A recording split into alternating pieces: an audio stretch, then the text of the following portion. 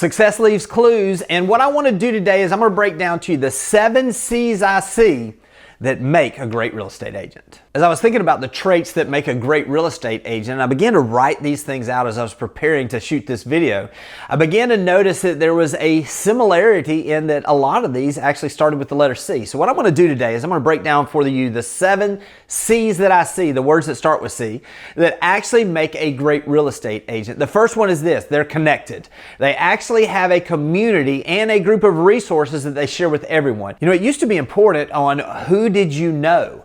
And that was what we based a lot of what we saw as far as successful people on. But now it's kind of shifted. It's not just about who you know, it's about who knows you and what do they know you for. Are you known as an expert in real estate? Are you known as a resource or as a source? Big difference. You see, a resource is something that's finite. If all they know you for is for real estate, then yes, you will get the calls for real estate. But if they know you as the source, the person who then connects them with other resources, all of a sudden you become a trusted professional. All of a sudden you become someone that brings value into their life, they stay connected with, and they also connect you with other people. So think of it this way. If I need a plumber, I'm going to call a plumber. But if I needed a plumber and I didn't know one, who would I call? You want to be the resource that people think of that will have the local information. So what I would suggest is to stay connected, not just to have these relationships, but put together a trusted vendor list. Something you can share with your most valuable clients. Something you can share with your people that are moving into your area. Something you can create where you're actually the source, not just a resource. You see, when you get connected and you're the agent that people think of, not just for real estate, for anything in your community, now you're going to be in a place where you're going to see your business grow. The next C is competent. They are competent. They understand the local market. They can communicate it in a way that brings value to people, and they can communicate it in a way that people can make the best decision for them and their families. Now, here's what competence is. Competence is not just understanding your local market or understanding what the sales prices are on the last few sales in a specific neighborhood. Competence is understanding how to market a listing in a way that's going to set it apart from the others that are out there.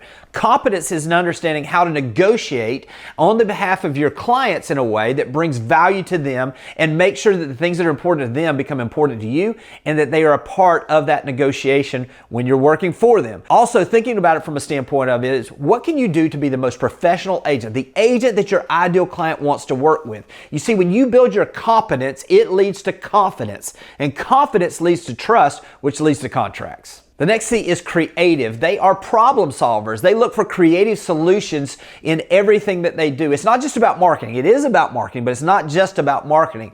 They're doing marketing in a way that is creative and different from anyone else in their local marketplace. Maybe they're taking some ideas from other places and they're putting their own spin on it locally, but they're being creative in the way that they're doing. They're not just looking like every other agent. They're thinking about ways they can creatively communicate with their clients. Also, it's thinking about problem solving. You know, we're at a part in the cycle right now where just getting something under contract, that's the easiest part of the transaction. It's actually holding it together to the closing. People are looking in a lot of cases and in a lot of markets right now for a reason not to buy instead of to buy.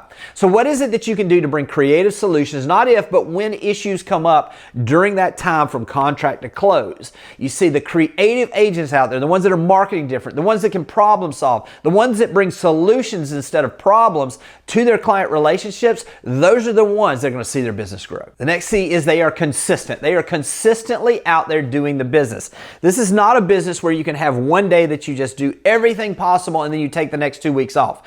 You have to be consistent. Consistent in your communication, consistent in your marketing, consistent in the value that you bring to the marketplace. So a couple things that I see where I see agents being truly consistent. They build a database where they can consistently bring value. That's through having a deal of the week. That's through setting people up where they're receiving information on properties that come on the market, go under contract, or sold like theirs. They're consistent in their social media marketing. They don't just post every now and then. They've actually got a plan of action where they're posting a specific number of times every single week. They're out there marketing in a way that keeps them top of mind. You see, consistency is the key to seeing your business grow. And if you'll stay consistent in your marketing and your communication and the value you bring to the marketplace, everything else will take care of itself. The next C is that they are great communicators. And, you know, this used to be someone that would be on the phone. When I first started in the business, I judged all of my success or my future success on the number of real estate related conversations that I had on a daily basis. Because I could take that number and I could figure out how many transactions I was going to generate. That is still the case, but it's so much more now. You see, with YouTube, with social media, with all of the direct mail that we can put out, also email marketing, all the things that we can do, communication is not just about talking on the phone. It's how are you presenting yourself on a consistent basis out to the marketplace.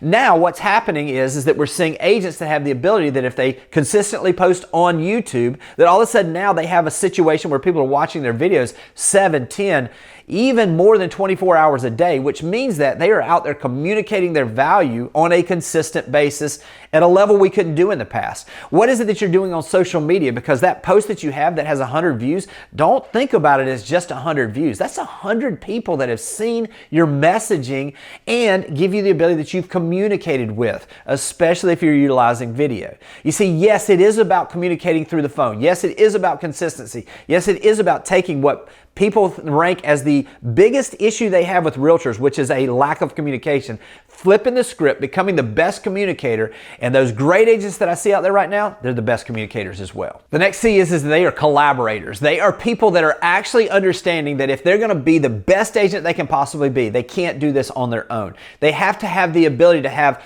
partners in mortgage, in title, and people that are out there doing inspections, surveyors, appraisers, everyone that's involved in the transactions. They have to be able to collaborate in a way that they give those folks the ability to do their job at the highest level possible as well. They also understand that if they're going to be the best agent and they're going to find and represent their clients in the best way, they're going to need to have relationships with other agents. They're going to be able to communicate to other agents about properties that they have that need a little extra information on certain listings so that they make sure that it gets the exposure it needs. They also know that if they've got buyers, they need to have the ability to call some agents that maybe have sold properties in a certain community and collaborate with them in a way that gives them the ability to find properties that maybe aren't on the market.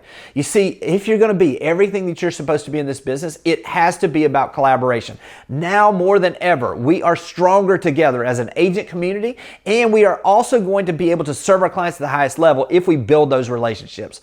Don't hesitate. Build relationships with those agents in your office, in other offices, and build a group of people that you collaborate in a way that's going to help you serve your clients at the highest level possible. The last C is they are compounders. And what I mean by this is that they know that one relationship, one transaction leads to another transaction and other relationships. It gives them the ability to turn one piece of business into multiple pieces of business. They also understand the lifetime value of a client. They understand that it's not just about this one transaction, that if it's handled correctly, their buyers will become their sellers, will become their buyers, will become their sellers. They'll become a tree, basically, that branches come off of with referrals, with family members that they serve as well. So what is it that you're doing to think about it from a standpoint of the lifetime value of your client instead of just the one transaction? I recently read a story of one of the leaders at Ritz-Carlton that when he took over the organization, he wanted to restore it. He did something very unique. He actually empowered every single employee at Ritz-Carlton with a $2,000, no question asked, budget that if something went wrong with the client that was with Ritz-Carlton, they had the ability to spend $2,000 to make it right. Now, what this did is everybody else in the industry thought they were crazy because they're spending so much money up front. But what this leader understood was that the average client to the Ritz-Carlton meant between $150,000 and $175,000 over the lifetime of that client relationship. I will guarantee you, in most of our markets, the lifetime value of a client is exceedingly in that range or more, depending on what your average sales price is. So what they did is they empowered them to make decisions. Now, what did this look like? I'll give you an example. One of the examples that I read in this was that they had a client that had stayed at the Ritz-Carlton in Atlanta. He was actually having a meeting in Los Angeles. When he arrived that next day at his meeting that he had the next day, he realized he left his laptop at the hotel in Atlanta. He called and asked them to send them his laptop and please make it a priority because the presentation is at 10 a.m.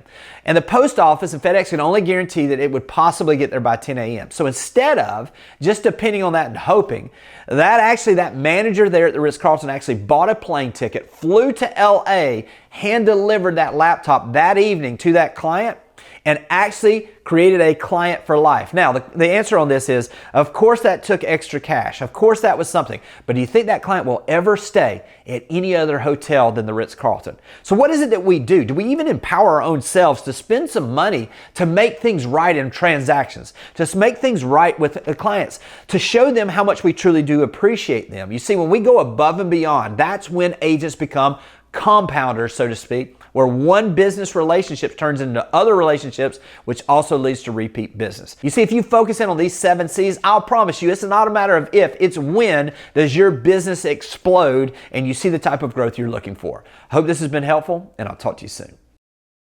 Thanks for watching the video. I specifically chose the video below for you because it builds on the one you just watched. I hope it's helpful, and I'll talk to you soon.